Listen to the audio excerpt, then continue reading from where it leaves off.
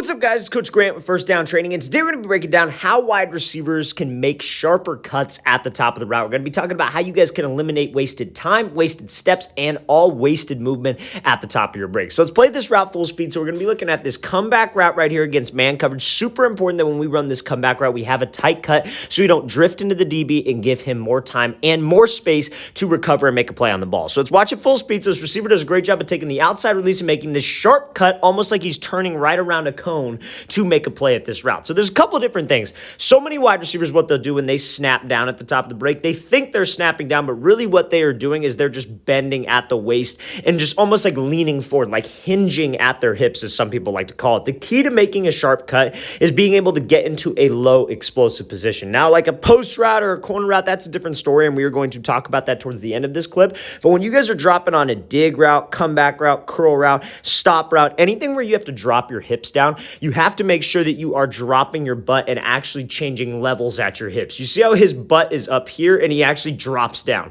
That's what's going to help you make the tight cut. Now, the mistake a lot of people will make is with their foot strike and with what their body language, what their pad level does, right? So what this receiver does a great job of is you want to think if there's a string attached to your chin and that string is getting pulled straight down to your knee, because when you get to this low position, it helps you like turn the cone tight, as I like to say. You see a lot of different receiver trainers, a lot of different receiver coaches, they set up cones and their guys have to run around them. When you guys do that, you guys should set up cones on the opposite side to focus on you being down this like straight lane, right? You being able to get down an energy lane, as I like to call it, because what a lot of people will do is they'll simply try to get around a cone, but they won't get low enough and they'll drift off the cone, they'll fade away from the cone, and they don't make the sharpest cut in the world. So to be able to make that sharp cut, you got to make sure that we are trusting my hips to drop me down and my chin goes to my knee, because that low explosive position helps you turn the corner tightly, okay? So now, mistakes guys will make with their foot strike is they'll drop down, right? And the thing to be able to make that tight cut is when you snap down, you need to get your whole foot in the ground. You were trying to create energy with these steps. Your second step, the whole foot needs to be down. Third step, the whole foot needs to be down.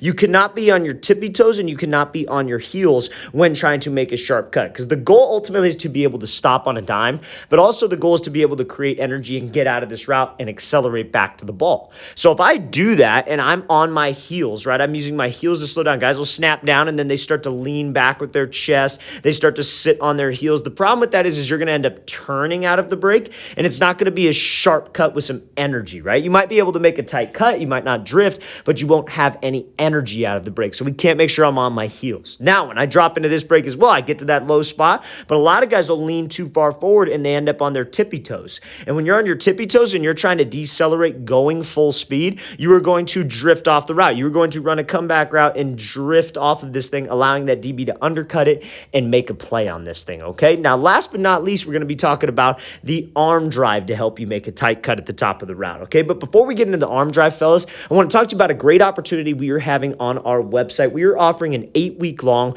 wide receiver on-field workout plan. So what you'll get access to is our 4-week-long wide receiver workout plan version 1, and you will get our 4-week version 2 on-field workout schedule for wide receivers. So this is all the drill work that wide receivers need to be doing to improve their cuts, their route running, their press releases, their hands, all the above. Every single drill is mapped out with sets, repetitions, names of each exercise, and we include an instructional video explaining each drill and showing an example of each drill. So these are 2 separate programs combined into one at a discounted price. So if you guys are interested in our 8-week-long wide receiver field workout plan, check out that very first link in the description below. Let's get back to this video. So now the one thing I think this receiver didn't do with this to help with the sharp cut is drive and rip his arms out of the break, right? So you see when he goes up into this route and his hands kind of die. His hands are kind of down by his side. If you guys feel like you're getting low enough, if you guys feel like your feet are stepping hard enough, but you're maybe still not getting out of this break, think about ripping your arms out. You want to be aggressive with your arms, rip that elbow around to be able to get you out, because when your arms drop down,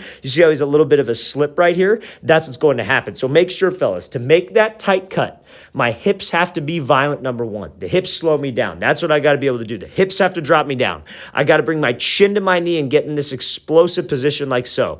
My steps have to be stepping hard. I'm trying to create energy with my steps, and I'm trying to rip my arms out of the break to get me out of this route, okay? Let's watch the thing full speed one more time. Great job by this wide receiver selling fade, dropping the hips violently, and being able to make a sharp cut when running full speed. That is a very tough thing to do, much easier said than done, but with the correct mechanics, ankle stability, knee stability, leg strength, you can achieve achieve this on any route at the top of the break, okay? All right, fellas, I really want to thank you for watching. I really appreciate it. If you guys have any questions at all, please don't hesitate to leave that in the comment section below. Always appreciate the feedback from you guys. It's always great to hear from you guys as well. And again, fellas, if you would like our 8-week-long wide receiver field workout schedule, check out that very first link in the description below. I'll see you guys next time.